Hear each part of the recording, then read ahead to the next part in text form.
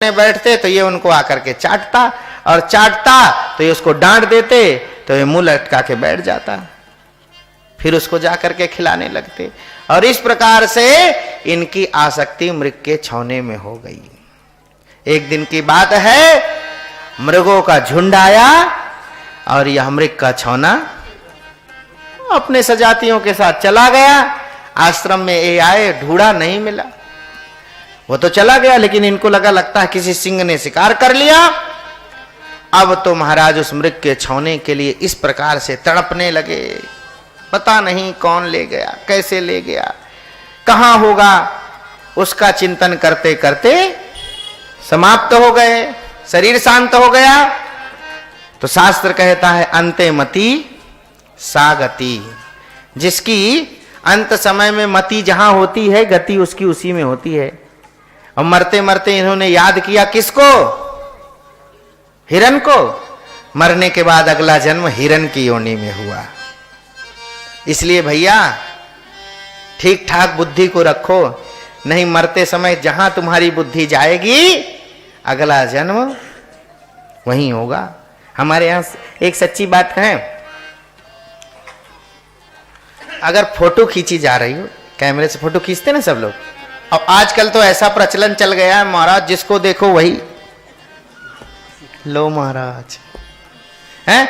ऐसा प्रचलन चल गया ना। अच्छी बात है, खींचना चाहिए भैया, लेकिन एक बात ध्यान रखो, वह भी हमको शिक्षा प्रदान कर रहा है। वह क्या कह रहा है? बोले अपने को बनाना है ना, फोटो तुमको अच्छी चाहिए ना, अपनी सबको फोटो अच्छी चाहिए ना, सबको फोटो अच्छी लगती है ना, और हमारा फोटो बहुत अच्छा है, ऐसा प्रत्येक व्यक्ति चाहता है कि हमारी फोटो ठीक आए, है ना, ऐसा सब कोई चाहता है। तो फोटो खींचने से पहले अपने आप को बना कर लेना चाहिए, ठीक ठाक कर लेना चाहिए। भैया ठीक है ना, सब अच्छा है, दाढ़ी वगैरह सब बढ़िया, कपड़े उपड़े भाई एकदम फिट फट हो जाए, कहीं गड़बड़ ना आ जाए, नहीं फिर कैसे काम करेंगे, सब ऐसे बना लो, पहले बना लो। अब फोटो खिंच गई, उसके बाद तुमने बनाया, तो अब तो फोटो जैसे थे वैसे ही बनेगी, अब उसमें तुम परिवर्तन नहीं कर सकते हो। उसी प्रकार से मरते वक्त ही अपने आप को स्थिर कर लेना चाहिए, और कदाचित मर गए फिर सोचे तो कोई फर्क नहीं पड़ेगा। इसलिए जब फोटो खींच रही हो तो उसके पहले अपने आप को संभाल लेना चाहिए। तो मरने से पहले अपने बुद्धि को एक जगह स्थिर करके परमात्मा का चिंतन करोगे तो भगवान की कृपा हो जाएगी। इसलिए ध्यान रखो फोटो खींचने से, इसलिए अपने आप को इस प्रकार से फंसो मत, हैं? कृपा करनी चाहिए, दया करनी चाहिए, सभी जीवों पर दया करनी चाहिए, सभी जीवों पर दया करनी चाहिए, लेकिन आसक्ति मत करो कहीं भी, क्योंकि आसक्ति बंधन का कारण है, और बंध जाओगे तो फिर समझ लो बंधन वाले को तो स्थिति क्या होती है। भरत जी लेकिन मृग तो बने, लेकिन भजन का प्रताप यह था कि कृपा हुई, उनको स्मरण था, अरे मैं तो मृग का छौना बन गया, आसक्ति करी, अब की बार सबसे असंग हो गए, अलग हो गए। एक दिन जंगल में आग लगी, सब भाग गए, लेकिन ये नहीं भागे।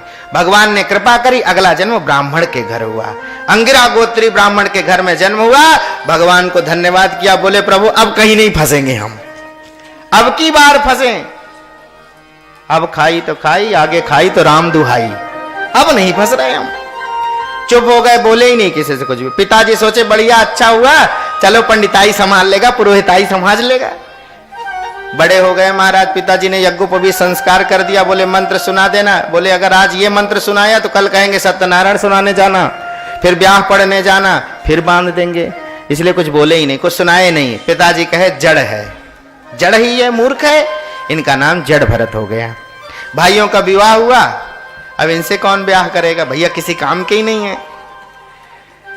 तो भाभियां घर में जो स्थिति करती हैं वो तो आप सब जानते ही हो, कुछ मिलना जुलना है नहीं, जो कुछ भी जूठा मीठा बच जाता है इनको दे देते, ये भी खा के मस्त रहते।